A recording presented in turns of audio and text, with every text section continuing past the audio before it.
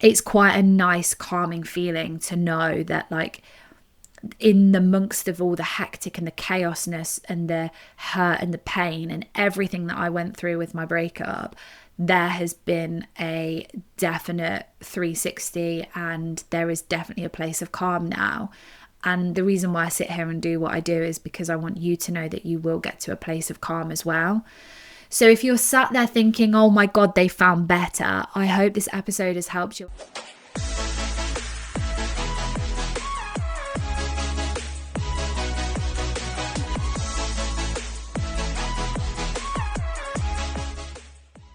Hello guys, and welcome back to another episode of Coming Up for Air with myself, Lou. I am back on camera, and that is because I had an operation. I've spoken about it.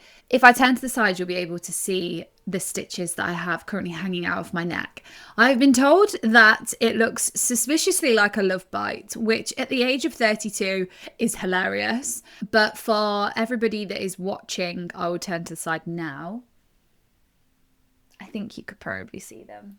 It doesn't look as bad as having a big fat plaster on your neck. Like, I think I had this massive plaster on my neck and it looked like it was going to be horrendous. And it actually isn't that bad. So I was expecting it to be, like I said, horrendous. And from what I heard and from like being able to feel the blood running down my neck and them snipping away in my ear, I was like, oh my God, I'm going to have a big fat hole in my neck. But actually it's fine and it's healing really well. But I've got dissolvable stitches. Now, I've never had anything done externally that have involved stitches. I've had things done internally that involve stitches. So you don't see them, but I can see these ones hanging out of my neck. And I mean, I'm going on holiday in 2 weeks. So this, not ideal. However, it is what it is.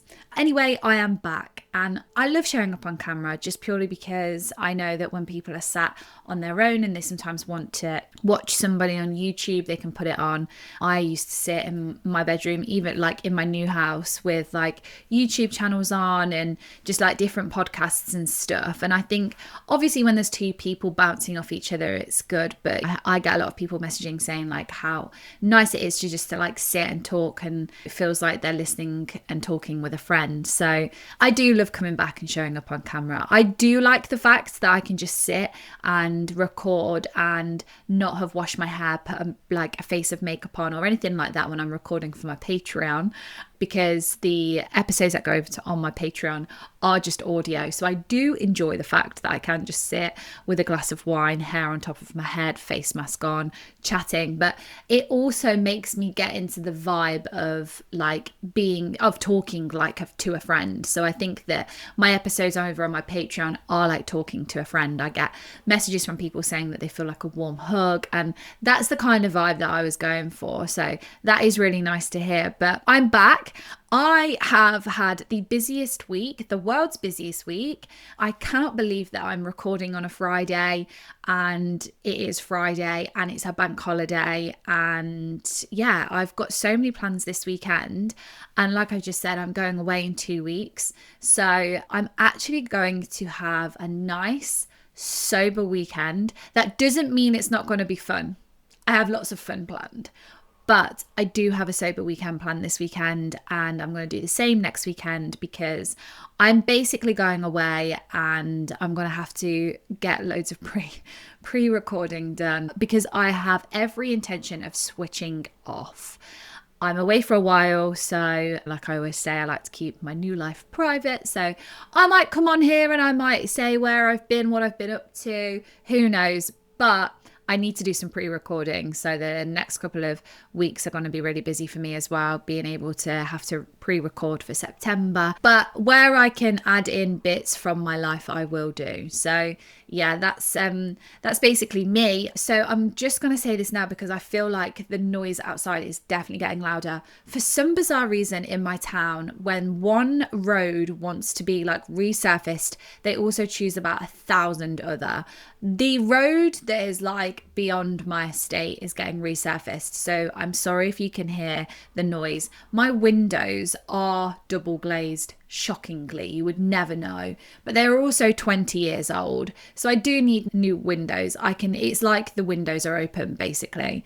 And I think from coming from my old house that had brand new windows to this house, I'm always like, are the vents out? Have the vents been taken away? Like, no, it's just literally the fact, the age of the windows. So I'm really sorry if you can hear the feedback from the trucks. I can actually, if I lean back, I can see them like tarmacking the road going up and down. So I like to come on here and talk to you guys about things that are going on in my life. Apart from breakup stuff, I like to do like a little debrief at the start. And I've recently been talking about my skin. Now I know a majority of my listeners are female, so if you're male, you can skip to, I'd probably say around 10-15 minutes where I get into the topic of the podcast. But I like to do a little catch up at the start, and currently at the moment I am definitely on a big fat skin journey because I had my copper coil removed in April, and since then my skin literally went like a hormonal teenager. Growing up, I had really bad acne.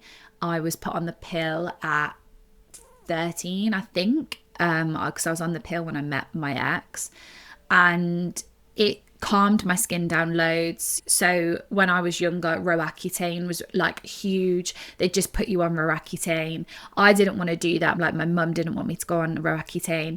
So I went on the pill and it calmed my skin down. And then when I came off the pill, I had the copper coil fitted and my skin seemed to have like been fine. I was really worried about it going west basically. Then since having my copper coil removed and not being on any form of contraception, my skin, like literally I would get like under the skin really deep, horrible like cyst spots, like just underneath my chin here, really, really painful. And even when I was growing up, my acne was kind of like on my cheeks and like on my forehead. I have a lot of scarring, even though you can't really see it, but like I do have a lot of scars from having acne. And when I have a nice healthy bank balance, I will look at getting them treated now, I think. But my skin just went berserk and I couldn't understand why, because I was like, the copper coil has no hormones. So like nothing was making my skin good because of the hormones. I was literally hormone free. So I couldn't understand why I was doing that. Anyway, I did a bit of research and a lot of women had come forward and said that they had the same issues. And I am all for topical creams and tried absolutely everything. I use Paula's Choice, The Ordinary and La Roche-Posay, and it makes my skin so smooth and so nice, but it was not touching like the spots that I was getting around my chin. And so I did lots of research and I thought, if I'm putting stuff into my skin, like what is going into my body? So I researched and I've decided that I've now cut out dairy, which for a cheese lover is a big deal. And I toyed with it. Do I find alternatives? Do I just phase it out, or do I just go cold turkey, do not have cheese, see what the results are like? And then I'm very results driven. So if I can see the results, then I'll continue with something. So lo and behold, my skin has completely cleared up. Now, I have not changed anything in my skincare routine. I've stuck to it. I've bought a barrier serum because I knew that I was like exfoliating and all the rest of it. I got a barrier serum from The Ordinary, which is unreal, makes your skin so glowy. And that's the only thing that I have changed. So the fact that I've cut out dairy seems to be doing me a lot of favors with my skin. And so I just thought I would share that because I quite like the girly catch-ups at the start. Like I said, if you are male and you're listening to this actually might benefit you as well. But I like talking about stuff like this. I like talking about doing my 10k steps a day, and because I'm still doing that, and going gluten-free, and I'm gluten-free now, and now I'm dairy-free. And my mum looked at me and she was like, so what do you eat? And I was like, I eat everything, like absolutely everything. The only alternative thing that I found, I've completely cut out cheese. I remember, I think I've said this, my ex during COVID watched that fish thing that turned a lot of people vegan. He decided that he wanted to be vegan. We tried it. Vegan cheese was horrible. I don't know whether it's come on leaps and bounds, but I'm just not all for vegan cheese. So I thought, I already kind of knew the cheese alternatives weren't going to be great. So I just thought, I'm just going to cut it out.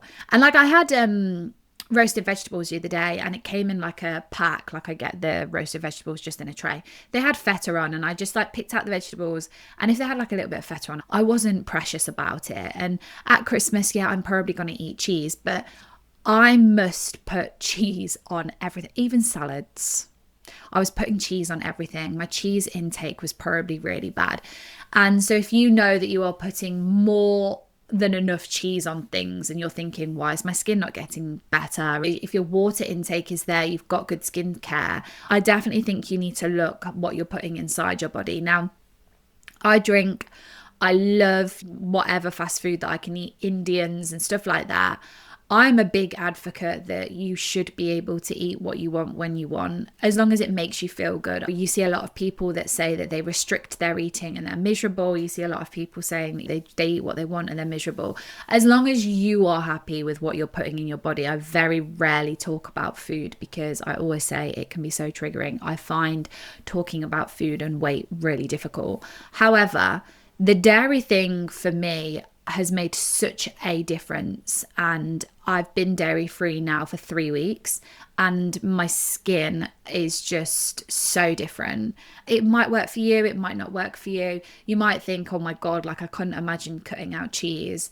And when I said it to my sisters were like, you're doing what? I was like, I'm cutting out cheese. And they were like, what the hell, why? And I was like, and I literally tilted my head back. We were in a restaurant. We'd gone, well, we'll say a restaurant, we were in a pub. And I tilted my head back and they were like, oh my God. And obviously you can't really see under someone's neck when they've got their head normal. When I tilted my head back, they were like, okay, well, we can see that now. So that is the journey that I'm on at the moment. And like I said, I like just sharing little journeys like that. Still doing my 10K steps a day. I'm not running as much as I want to at the moment. That is because I have found with cutting out cheese, I don't eat a lot of carbs. So I'm just trying to find my feet with the balance. Like, I love like spaghetti bolognese, obviously like gluten-free, with loads of cheese. And then I think, like, what's the point of eating spag bowl when you can't load it up with cheese? Pizza, obviously cheese, and jacket potato, cheese. So I'm trying to just find a balance at the moment, and it is like a process. And mum was like, oh God, you'll be on Whole Foods next. I won't be. I'm just trying to find a way. And online in the forums, when women were saying that they had their copper coil removed, they were saying that their skin like cleared up and calmed down in about 6 months. So you never know, I might get to 6 months and like the end of the year and think, do you know what, I'm going to introduce cheese back into my diet now. Who knows? Anyway, that's my little catch up, and that's my little cheese catch up. Like I said, I like to be able to share these sorts of things because I know you come here and you listen, and I know your mind is racing at a million miles an hour, and sometimes just getting that little light relief at the start of these episodes, because I talk about heavy stuff. Sometimes I come away from these episodes and I'll go and see somebody and they're like, are you okay? And I'm like, I've just deep dived into like quite a sensitive topic for me. So I understand that a lot of the topics I talk about are hard to listen to, and sometimes you come here feeling a little bit sad. So hopefully these 10-minute catch-ups at the start provide some light relief for you, so you can just laugh at my pity of not being able to eat cheese. Anyway, today, cheese and carbs as well. Like my two main food groups, carbs and cheese. And I say carbs because a lot of carbs have gluten in. But like, I spoke to my friend yesterday and I was like, I don't remember the last time I ate a decent pizza, like a decent gluten-free pizza. If anyone knows where I can get a gluten-free and cheese-free pizza and they're decent, basically vegan and gluten-free. Does any brand do vegan and gluten-free together? Who knows? If you know of a brand that does a pizza that is not cheese-free, but maybe like an alternative cheese and gluten-free, hit me up. I am listening. I want to friggin' know. Anyway, I met with my therapist for the first time in a couple of months the other week, and we were doing like some reflection exercises. I talk about reflection exercises on my Patreon. If you are listening and thinking, what on earth is her Patreon? It is a subscription to 2 episodes a week. You get 2 extra additional episodes. It's a platform, it's a podcast hosting platform, and you can go over there, you can sign up, the link's in my bio. And I have 160 plus episodes over there. They range from about 10 minutes to half an hour. If I go over half an hour, which I will do, I think this week, I just put 1 episode on there. This week, I'm talking about body confidence following a breakup. I talk about really personal things over there, and just get into the nitty gritty of like finances, cheating, trauma, abandonment trauma, dating narcissists. I talk about it all over there. It's not to say that I don't touch on those subjects on my platform, but I know I explained the other week that I'm just a bit more protective over there. It's £5 a month, which is probably your price of a coffee that you spend a day. On that analogy, you're getting 2 extra episodes that are going to help you hopefully through one of the hardest breakups that you are going through at the moment. I think it is well worthwhile. I'm also on it over there with my DMs. 2-day turnaround. I let someone go 3 days the other day. It was very apologetic, but I have a 2-day turnaround over there, and you can request for me to talk on things. I obviously don't have children, so I can't talk about that. We weren't married, so I don't want to talk about divorce. But I talk about as much as I can over there. And if I think I can't talk on a topic, I'll always ask my therapist as well. I talk about a lot of therapized topics over there, like the hot stove therapy. I talk about everything over there, really. So if that's something that you want to sign up to, then follow the link in my bio, or just message me and say, Lou, can't find the link, and I'll send it to you. But yeah, I met with my therapist for the first time today. We're doing some reflection exercises. And she said, how are you feeling about your ex? We always like to not avoid the elephant in the room. I'm there because I went through a breakup. I'm there because I'm struggling with my abandonment trauma. I wouldn't have had abandonment trauma had I not gone through my breakup. You know, they kind of... we don't always talk about my breakup. We focus in on a lot of other things and just like how I'm feeling day to day. And she just asked me like an open-ended question the other day and was like, so then, how are you feeling about your ex? And I was like, what? You've not asked me that for ages. I was like, what do you mean, how am I feeling? She was like, has there been anything, like any emotions come up recently that you want to talk about? I was like, no, not really. And this is what worries me about her retiring. Like, when I find somebody new, are more emotions going to come up? Anyway, so I was saying, oh, I saw some photos the other day, like of him and his family and his new girlfriend. Well, it's not even a new girlfriend anymore, his girlfriend. And I was like, and she was like, how did that make you feel? And I was like, it didn't have an effect on me whatsoever. I didn't feel the need to comment on a screenshot, send it to my sisters or whatever I'd have done in the past. I said it made me feel at peace with my breakup, because I know that when he left, he said, I'm never going to find somebody like you. I'm never going to find somebody that loves me like you do. I'm never going to find somebody that treats me like you do. I know that. I'm never going to find better. And he said that, and I was thinking, like, well, then why are you leaving? And I was saying this to my therapist, and I was saying, he didn't find someone better than me. He found someone better for his life. And that's what I want to talk about today, because we unpicked all of that. And it was such a nice therapy session that I couldn't not share it on my podcast, because I came away, and I've done episodes where I'm like, have I completed my breakup? I always say that it doesn't really cross my mind anymore. My breakup doesn't affect me day to day, much to other people's opinions, but I understand because how I post on social media, but it doesn't affect me. And I've come to terms with the fact that the only people that need to know that are the people that are closest to me. The only people that know what's going on in my life are the people closest to me. And sometimes even they don't know. Even they say, like, where are you? What are you doing? The best text from my dad, where are you?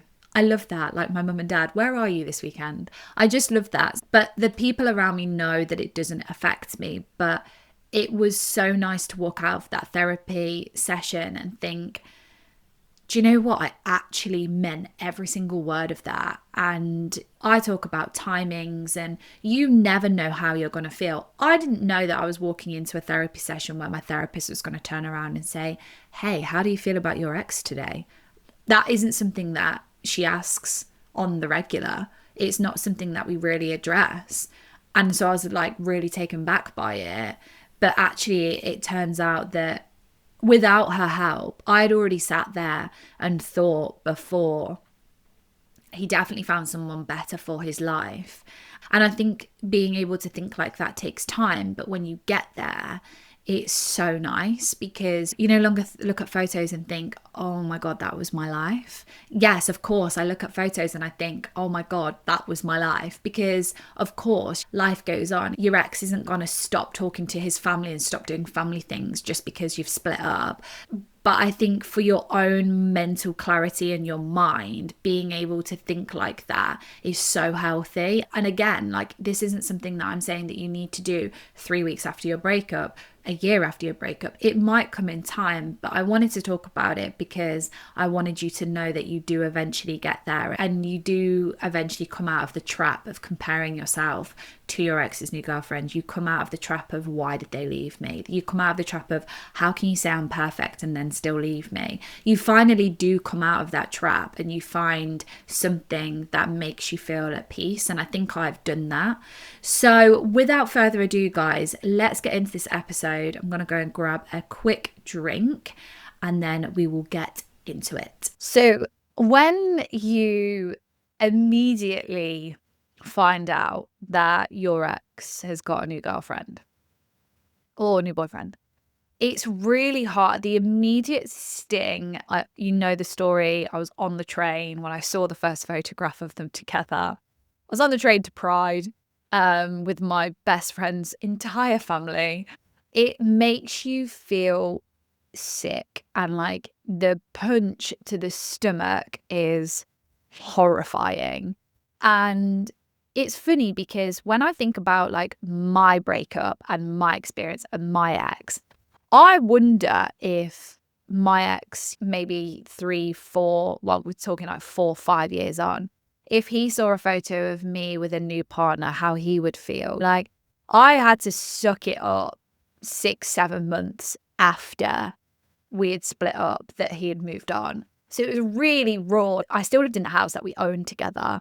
It makes me wonder if when I have settled down with somebody, if I was to ever have a photo with them and it was on social media and if he saw it, how that would make him feel. I do sit and wonder that because he'll probably think, oh, it's been like 6, 7 years since like I've seen Lou and this doesn't really affect me. But I definitely had to suck it up because after that photo, there was many more photos. And the reason why it hurts so much is our brains associate rejection with danger. And so it links it with abandonment. So for me and for a lot of my listeners, I know this, that it's like a double whammy of like abandonment because your brain will just look at the black and white. It will feel rejected. You feel rejected. You feel rejected because they've left. You feel doubly rejected now because you've seen a photograph of them and their new partner. Your brain will associate that rejection with danger and then it will link to being abandoned. And it's a horrible cycle that you're in. And every single time you see a photo is the same cycle. It's the same reminder of the rejection. And I always say that like, it's not rejection, it's redirection, but being black and white about it, you do feel rejected. You do feel like, oh my God, what did they have that I don't? And the questions and the comparison trap of, zooming in onto the photos and seeing if she's prettier, or like seeing if he's got a better body or whatever it might be. And I think people really struggle with being this honest. And I am in no way too proud to admit that I did all of this because I think it is completely normal. I think looking at pictures of like your ex and their new partner is completely normal. I don't know why people go like, oh, I don't know why she's looking at them. Well, obviously you're going to look as humans, you're curious. And a lot of people are like, stop looking at it, but you can't help yourself. But I also think that a lot of people make it sound really negative, like we shouldn't be looking at them. And I had it a lot, like, oh, you shouldn't be looking on his social media. You shouldn't be looking on her social media. And I thought, if you were in my position, you'd probably do the exact same. I've never met somebody who's, when X has left them, that then they've turned around and said, I don't care about what their new girlfriend looks like. I don't care about what their new boyfriend looks like. It's very rare that you find somebody that can also cut off their feelings and be like, do you know what? You get on with it. I don't want to see photos. You're human. It's natural. You want to know about them. You want to know where they live. You want to know what they look like. You know about them because you want to compare, because you want to find something that's like, oh, well, they've not got that. They've not got that, whatever, because you're comparing yourself to them. And that is the most natural human thing to do within a breakup. This does not make you crazy. And, you know, I've done a whole episode of not being the psycho ex-girlfriend. I got called a psycho a lot. And it's like, well, if I was a psycho, I would have come and slashed your tires. I would have come and put bricks through your windows. That for me is psychotic behavior. Looking at someone's Instagram and demanding answers is not psycho behavior. Your brain wants answers. If you have questions that are left unanswered, asking for the answers or going looking for the answers yourself does not make you a psycho. It makes you human. You are going through a breakup. You are looking for answers. Your brain is on overdrive. Your nervous system is shot to pieces. I don't understand this narrative of you being a psycho just because you're curious to see who their new girlfriend is, especially if it's quick, or boyfriend, sorry, but especially if it's quick. If they got into a relationship really quickly, the comparison is going to hit you like a sack of bricks. It is horrible. And I think you go beyond then. And then once you've done like the looks comparison, you go beyond that. And I always wanted to know, like, personality wise, like what was different, and would he be reminded of things of me with her? And it goes deeper and deeper and deeper. If you are getting accused of being the psycho ex, I do have an episode on that because, like I said, for me, I was up against it because I kept a lot a secret. And so when I was reacting to certain things, people were like, why is she reacting like that? And it's because people know probably 20%, I'd say, of my entire breakup, because I don't share a lot of what went on this platform, believe it or not. But you often feel like you've been replaced, and the fear of you being replaced, and then the fear of like they've found better. And then that all comes to you, and it's like, and I say a lot, people aren't replaceable. And like when people say, you know, you're going to find better with like me and like, you know, my ex, I find I do struggle because I think like, you know, my ex isn't going to be replaceable in my mind, in the fact that I'm never going to turn 16, 18, 21, 25. You know, I'm never going to do those milestones ever again. I'm never going to go on my first holiday abroad. You know, those things aren't replaceable. Those are the things that you hold with somebody for the rest of your life. Those things aren't going to come again. You're not going to turn 16 with somebody again. You're not going to pass your driving test with somebody again. You're not going to go to university and graduate. You know, and when I think of my graduation, they're all really positive memories. I don't ever think of my graduation and think, ugh, my ex was there. I think like at the time, that was what was going on in my life. And those things aren't replaceable. Certain characteristics are definitely replaceable, but the person as a whole is not replaceable. And if you apply that to your ex, apply it to yourself as well. They might not be thinking this deep into it, especially if they are quite surface level, which my ex. However, you are not replaceable. The things that you did together, they're going to have gone to a place or have like, you know, a memory, or, you know, me and my ex used to take me to Wales a lot. And there was a hill, and there was it looks like a man with a bat on the hill. And we always used to say to each other, there's a man with a bat. Like we used to have like races to be able to see the man with the bat on the hill. Or we used to go to Harlech, and there's Harlech Castle. And when we used to go together as a family, we'd all have like a race of like who can see Harlech Castle first. And it was always like those little things are not replaceable. Like they did them with you. And with the minute that you find peace and think like they're my memories, like they're our memories, you start thinking, hold on a second, like there are going to be times where your ex is probably doing something and thinks, oh, I did that with my ex. And that's because you are not replaceable. You as a person are not replaceable. And what you had together is yours. It's your relationship. Their new relationship is a different book entirely. They might do the same things. And like I always say, that my ex does the exact same things with his new girlfriend as he did with me. And that was a lot for me to handle and a lot for me to struggle with, because I know that I wouldn't be able to do that. But that's because we're different people. And I also think that that has a lot to play in things like you were a team, but now you're two different separate people. So just remember that, like, he's probably not going to feel the same if he takes his girlfriend to all the places that you went to. And you're thinking, how the hell has he done that? That's because you couldn't do it because you're your own person. They're doing it because they're their own person. And I sometimes look at that and I think, God, thank God I can't do that. But again, you're your own two separate people now. And the more you compare what they're doing to what you're doing, the more you'll continually break your own heart. You'll hurt yourself over and over and over again. So if you're stuck in a trap at the moment of looking at your ex's social media, or you're looking at photos, or you've seen photos and you think, oh my God, they look so happy. And like I've said before, sometimes you need to remember that the cycle will continue. So just because they've left you doesn't mean that they're going to stop doing certain things just overnight. The cycle will continue. Sometimes finding someone better does not mean that at all. Sometimes it means that they are finding somebody that doesn't challenge them and doesn't hold them accountable to their actions, doesn't say, hey, why are you doing this? I don't want you to do that. This is how I want my life to look. You have to remember that part as well. I don't want to dwell on that because that's quite negative. I'm not going to talk about that. But sometimes you do have to remember that you may have put your foot down in instances where they've thought, I do not want to be held accountable for this.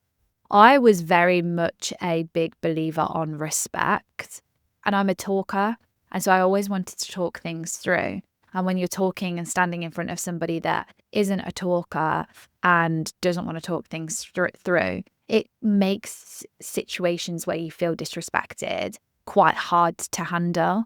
And when I think back to the instances where I felt like I've been disrespected, it is one of those things where you think, okay, would they have ever changed? And the answer is probably no. And so when you think, oh, they found someone better, have they, or have they found somebody that doesn't challenge them on certain things? And I've had a message from somebody before that says, yeah, well, that just makes me feel like I was overreacting. That is not a thing. You are never overreacting if your feelings are hurt. Your feelings are hurt. Like if your feelings have been hurt. And I get messages like, okay, but they're probably saying to their new girlfriend, oh, my ex would have got mad about that. So what? You are not the same as everybody else. If we were all the same, we'd have a problem. If something has hurt your feelings, that doesn't mean that it's then you overreacting because it wouldn't have hurt somebody else's. And I think that is something so important to remember. Just because they think that it shouldn't have hurt doesn't mean that it doesn't hurt. And again, with that thought process of like, oh, they're probably saying, my ex is probably telling her that I used to kick off about this, or, I used to get upset about that. Fine. It just means that they are cementing with that person that they had a problem with you bringing up something. So it's kind of them saying in a non-direct way, hey, I've got a problem with someone challenging me on this, so probably don't do that, and that is like over therapying the situation and over therapizing the situation. I don't know if that's a word. However, that is definitely a thing, and it's a thing that happens more often than not. So when you say better, you are immediately putting yourself below. You are immediately creating a hierarchy that is going to immediately make you feel horrible about yourself, because better is always like, oh, that's better. So you're putting yourself below and you are creating this hierarchy, which is one, not true, and two, just not how relationships work. Love isn't a competition. Love is love. And, you hear me talk about love a lot. I love love. And I didn't like love for a very long time. And now I love love. And I watched Romeo and Juliet for the first time the other day. And I really, really enjoyed it. It's one of my favourite films. It's all about love. And I love it. I mean, you know, the ending's pretty traumatic. However, I love that film. It's about love. Titanic, one of my favourite films, all about love. Like, I do not believe that somebody goes and finds better. My ex said to me, you deserve better. And when someone has hurt you in a certain way, yes, I do believe that, you know, you can go and find somebody who wouldn't hurt you in that sort of way. But I think when my ex left, I constantly thought, oh my God, he's going to go and find somebody better. You know, I've had comments about, you know, his new girlfriend, the way that she looks, all the rest of it, like the fact that they're like, you know, going off and doing things together.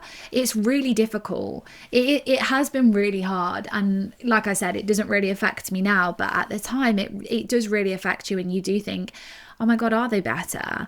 And no is the answer. They're not. That doesn't mean that they're like below you. That doesn't mean anything.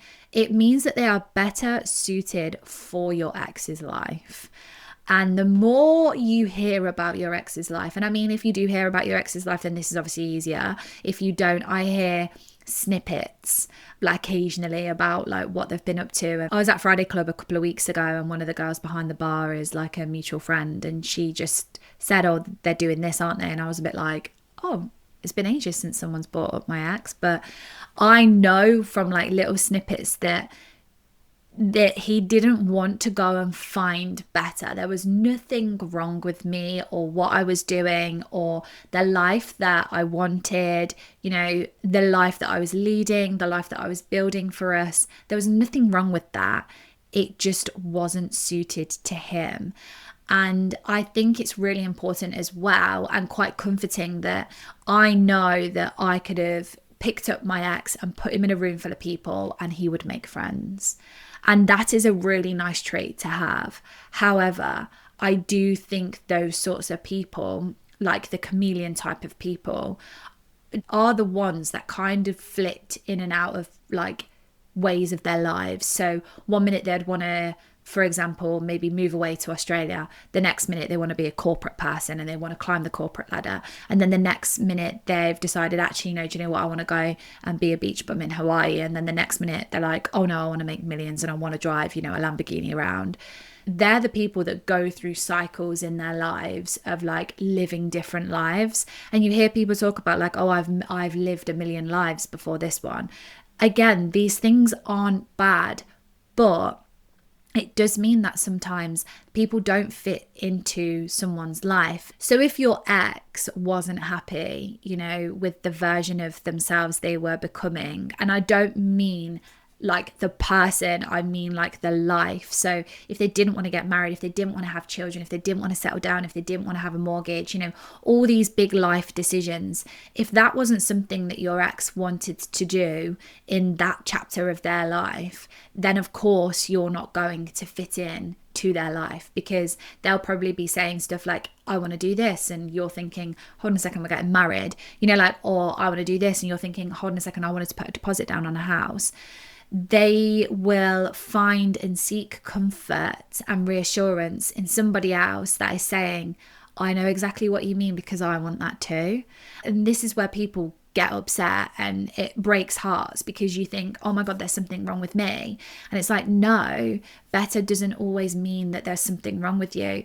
Better suited means that they've gone and found somebody that will not put up with even, but like have the same interests, don't want maybe the security, don't want, you know, to settle down, don't want children. And I think as well, like age plays a big fat part in people's breakdowns of their relationships.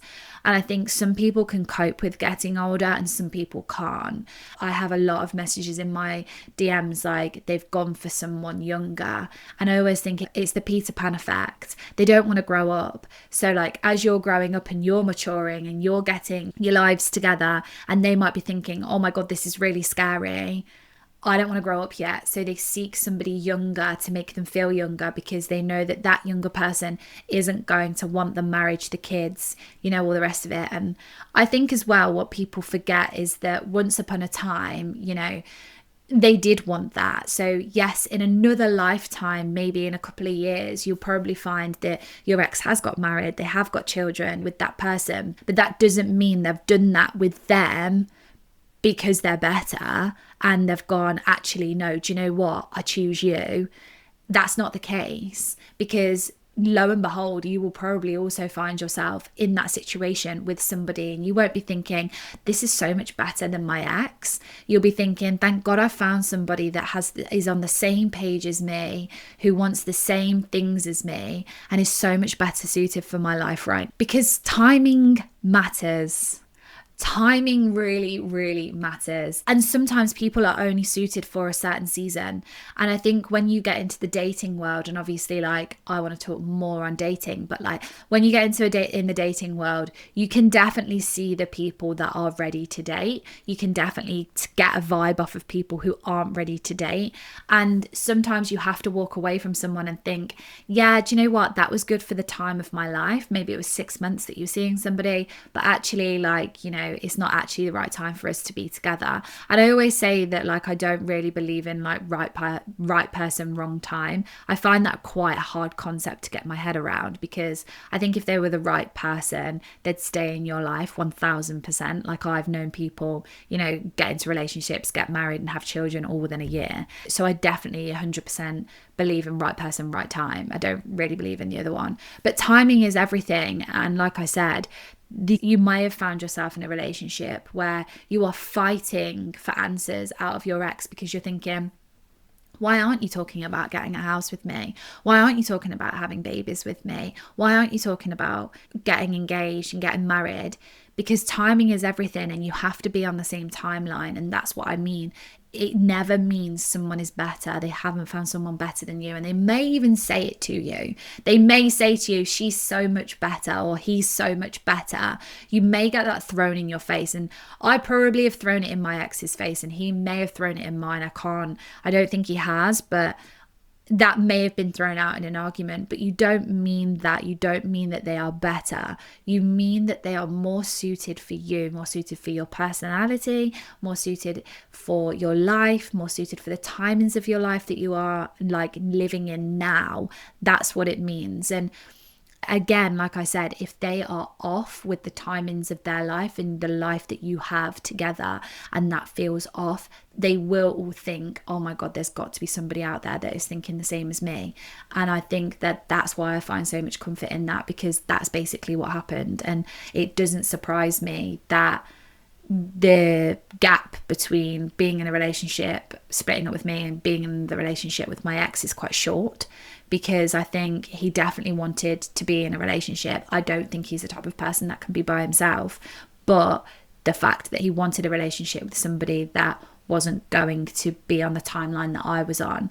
And when I said it to my therapist, she was like, I can retire a happy woman. That is what growing up will teach you. You are a completely different person as to who you were 2 years ago, completely different person as to who you were 10 years ago. And you are definitely not the same person as you were 15 years ago.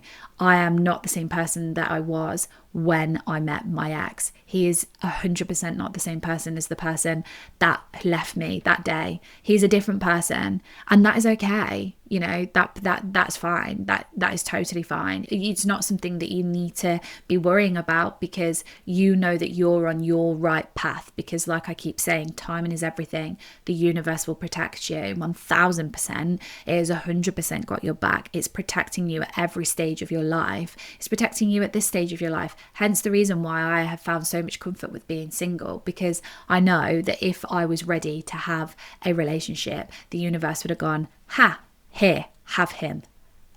Check it out. I've got someone for you. And that hasn't happened. And I know that I am not ready because that hasn't happened. And I haven't gone looking for it, because I always say that when you manifest something, you have to let it go.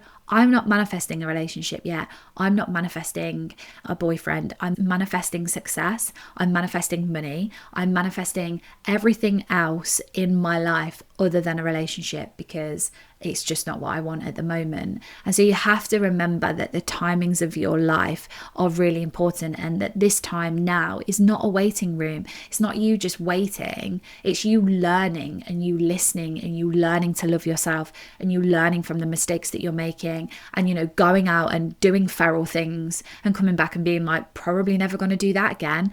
It's learning all these things. And I hate it when people say like someone will come along, and I'm like, what happens if I don't want that? It's like people just flippantly saying it. Oh, you'll find someone. I'm going to start saying to those people, I don't want to. And then people are like, oh, but why? Because I don't. I'm not this year. And I've banged on about it. 2025 was not the year of the man. I don't even know if 2026 is going to be the year of the man. Who knows? I literally could not tell you, because my life from week to week is chaos. And that is just how I love it. And I hope that when you hear me talk about my life and me saying that it's chaos, and I hope that it gives you some encouragement that like life outside of a breakup is actually so much fun. And I don't even mean in the way that you're like, that involves a man. My life doesn't involve a man, and it is so much fun. Who knows? Who knows what the future holds? And I'm just going back to saying that it's better. It's not. It's just not. And I wanted to finish on this core message that just because somebody has left you does not mean you lack something. You do not lack anything. And if anything, the person that has left you is probably projecting onto you, knowing that they actually lack that, and it's not with you at all. And I am a firm believer of, you could have the biggest heart, you could love the hardest, you could do anything for anybody, but if the person on the receiving end is just not that way inclined, they do not know what to do with your love, because they do not have the ability to love like you. They are not going to accept it. They are not going to find your love easy to deal with at all. You aren't unlovable, like at all. You are not less. Their choice of leaving says more about them than it does about you. And I talk about this on my Patreon, the embarrassment of being left and being like, oh, she must be better then, especially when they get into a relationship, especially when they're posting on social media. It's so hard, because people will just think, oh, well, you know, Lou must have done something wrong for him to leave and then get into a relationship. Absolutely not. That's not the case. And that wasn't the case. But like, the embarrassment that you go through when someone leaves you is horrifying.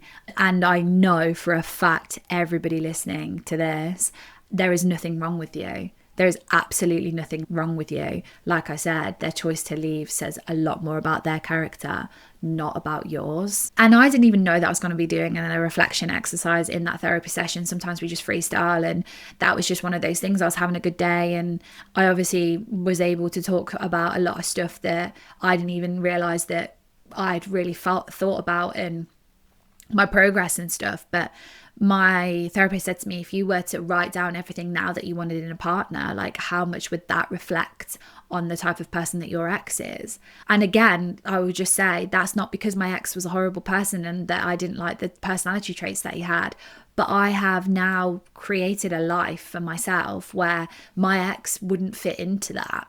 It just wouldn't be a thing. And it's so weird because I haven't intentionally gone out and done anything drastically different. You know, I've got a house, I've got a mortgage, you know, the only thing I haven't got is a relationship. So I kind of have the same sort of life as I did within the relationship, but it's so much different because I'm by myself.